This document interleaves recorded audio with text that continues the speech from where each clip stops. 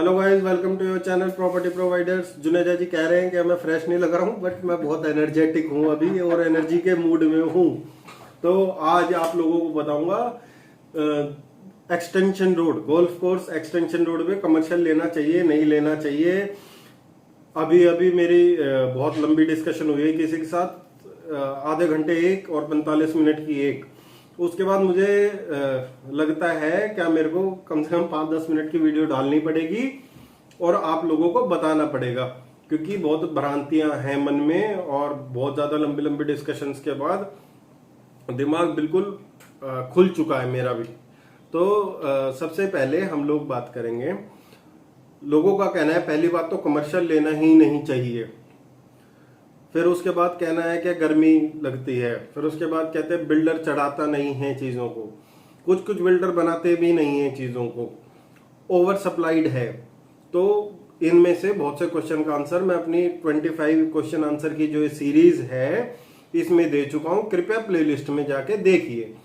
उसके बाद अभी बात कर लेते हैं हम, क्या एक्सटेंशन रोड खरीदना चाहिए नहीं खरीदना चाहिए। आपको एक्सटेंशन रोड पे कौन सी प्रॉपर्टी नहीं खरीदनी चाहिए, पहले बात करते हैं उसकी। कमर्शियल में एक्सटेंशन रोड पे आपको वो प्रॉपर्टी बिल्कुल नहीं खरीदनी है जिसमें बिल्डर में पावर नहीं है लीजिंग करने की। ठीक है। दूसरी चीज, जिसमें लीजिंग करने की पावर नहीं है और उसके बावजूद भी आप अच्छी लोकेशन की दुकान नहीं खरीद रहे हैं। You have to choose your investment wisely. आप लोगों को दुकान देख के ही खरीदनी पड़ेगी, किसी के कहने पे यहाँ पे अच्छी रिटर्न है वहां पे ये है, उस चीजों में आपको नहीं जाना है। सबसे पहली चीज, प्रोजेक्ट की लोकेशन आपको समझ आती है, उसके साथ में अच्छा वेल एस्टेब्लिश्ड मॉल है, उसके सामने अच्छा वेल एस्टेब्लिश्ड मॉल है, उसके साथ में वेल एस्टेब्लिश्ड मॉल नहीं है, सबके आपको रेट एकत्रित कर लो। यहां से रेट ले लो, वहां से रेट पूछ लो, इसका रेट पूछ लो, बैड प्रोडक्ट का भी रेट पूछ लो, जो डिलीवर है उसका कम से कम, और जो गुड प्रोडक्ट है उसका और एक्सीलेंट प्रोडक्ट है उसका, तीनों का रेट लेके और एवरेज निकाल लेना जो आपका भाव आया है। रिटर्न के बाद जो आपका बिल्डर रिटर्न दे रहा है उसके बाद, अगर उसके बाद वो रिटर्न का प्राइस उससे कहीं पे मैच होता है 19-20, तो आपको प्रॉपर्टी देखनी चाहिए, पहली बात। दूसरी चीज, भाई आपको क्या पैरामीटर सेट करने पड़ेंगे, आपको पैरामीटर सेट करने पड़ेंगे। आपको ये मन में लेके चलना पड़ेगा क्या बिल्डर मेरी दुकान नहीं चढ़ा के देगा। अगर बिल्डर आपकी दुकान नहीं चढ़ा के देगा तो आपको क्या लेनी चाहिए चीज, आपको वो लेनी चाहिए जो आप खुद चढ़ा सके, जो किसी से चढ़वा सके। आपको ऐसी दुकान नहीं खरीदनी है कोने में जाके जो ना तो आप खुद ही चढ़ा सके ना तो बिल्डर ही चढ़ा सके उसको।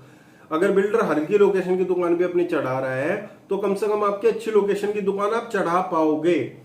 और तीसरी चीज, आपको इस सिनेरियो माइंड सेट ना आपका क्लियर रखना है, वो वाला काम नहीं करना कंबल ओढ़े सारा गांव। आप लोगों को सबके साथ साथ कंबल ढक के बैठना नहीं है, दूसरे कंबल ढक रहे ढकने दो, आप अपने कंबल को अपने पास रखो संभाल के। आपको ये चीज देखनी ही पड़ेगी क्या आपकी लोकेशन कैसी है शॉप की।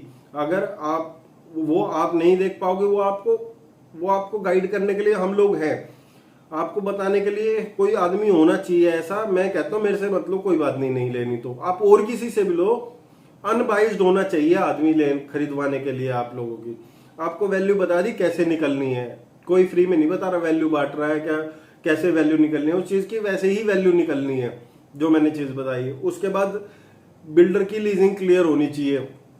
बहुत से लोगों के क्वेश्चन आते हैं, सर M3M के ना नक्शे झंडे लगे पड़े हैं 65th एवेन्यू कॉर्नर, वो चढ़ क्यों नहीं रही। आप अगर आपने वहां की लीजिंग देखी है तो आपको अरबाना की लीजिंग भी देखनी है, आपको अरबाना प्रीमियम की लीजिंग भी, प्रीमियर की लीजिंग भी देखनी है, उनकी भी लीजिंग देखो जाके किसको चढ़ी हुई किसको नहीं दे रही। कुछ लोग कहते हैं सर M3M के पास ब्रांड नहीं है, M3M के पास ब्रांड है, बट अगर आपने ऐसी जगह पे ली जहां पे आप खुद नहीं चढ़ा पाओगे, जहां पे आपने बैड लोकेशन की दुकान ली, तो ऐसी इन्वेस्टमेंट का कोई फायदा नहीं है। उसको चूज करने के लिए आपको सही कंसल्टेंट को चुनना पड़ेगा, उसको पता है क्या दुकान चढ़ सकती है। आप लोग ये समझो मेरी बात हो। साथ ही साथ में मैंने रूट की कोई वीडियो नहीं करी आपकी, उसके लिए उसकी वीडियो भी लेके आऊंगा, पर उसके लिए थोड़ा सा टाइम लगेगा। ठीक है, उसके लिए मेरे को प्रिपेयर करके ही थोड़ा सा आपको आंसर देना पड़ेगा।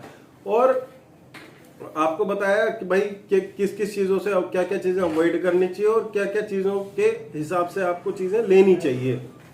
आपको ये चीजें बिल्कुल ध्यान में रखनी है अपनी।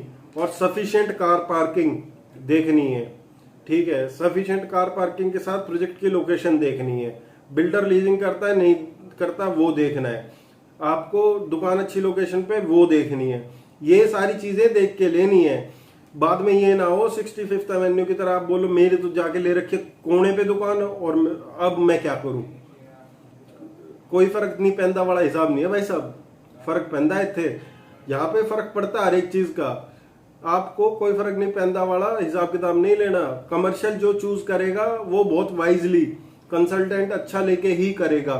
मैं नहीं कह रहा हूं, बार बार वही कह रहा हूं, मेरे को मत लो, बेशक से किसी और को ले लो और मेरे को भी कोई दिक्कत नहीं है, मेरे को लो तो। बट आप लोगों को ये सारे parameters you have to collect your data, otherwise you can take it from me and choose your shop wisely, choose your investment wisely. ऐसा नहीं है कि एक बार चीज आपने ले ली उसके बाद उसका पता ही नहीं है कौन है, कहां से ली, क्या करा क्या नहीं करा। इन्वेस्टमेंट के तरीके से ग्रो होती है। टाइम सिनेरियो लेके चलना पड़ेगा। जहां पे चीजें रनिंग में आती हैं, चाहे वो कमर्शियल हो चाहे कोई भी प्रॉपर्टी हो, जब चीजें रनिंग में आती है, पोजीशन पे आती हैं, चीजें होती हैं तो अप्रिशिएट करती हैं चीजें। अच्छी चीजें लोग खरीदते हैं, कचरा लोग नहीं खरीदते हैं। आप ही नहीं खरीद रहे तो दूसरा कौन खरीदेगा। आप खुद समझो इस चीज को। मैं जितनी क्लैरिटी से बताता हूं ना, जितने साफ तरीके से, मैंने बिल्कुल साफ शब्दों में बोला है, मेरे को घुमा चढ़ा के बात करनी, कहानियां बनानी नहीं आती। मैं साफ तरीके से बोलना चाहता हूं आपको। इन्वेस्टमेंट कहीं पे भी बुरी नहीं है, पर वो देख के करनी चाहिए। ऐसा नहीं है आप बिल्कुल दबे हुए प्रोजेक्ट में किसी में सेलेक्ट कर लोगे।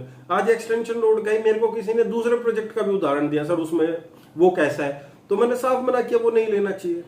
ऐसा नहीं है कि आपको हर एक प्रोजेक्ट में ही जाना है, पर आप लोगों को चीजें वाइजली सिलेक्ट करनी पड़ेंगी। उसके लिए हेल्प मैं कर दूंगा आपकी। बट ये मेरा अपना ओपिनियन था, ये मेरा पर्सनल ओपिनियन है। उसके बाद आप लोग कोई प्रॉपर्टी लेते हैं या कोई भी डिसीजन लेते हैं, वो आप अपने ड्यू डिलिजेंस करके बिल्कुल ले सकते हैं। मेरा अनबाइस होके बताने का मकसद आपको सिर्फ ये था, क्योंकि मेरे पास बहुत कॉल्स हैं और बहुत चीजें हैं। मैं आज दूसरी वीडियो डालने वाला था, फिर भी मैंने एक्सटेंशन रोड ये जो टॉपिक चूज किया है सिर्फ इसीलिए कि आप लोगों को सही से मैं कोई चीज दो चीज सिखा सकूं। धन्यवाद। उम्मीद करता हूं आप लोगों को वीडियो समझ आई होगी और अपना प्यार भाई को देते रहोगे। चैनल को सब्सक्राइब करवाओ। धन्यवाद।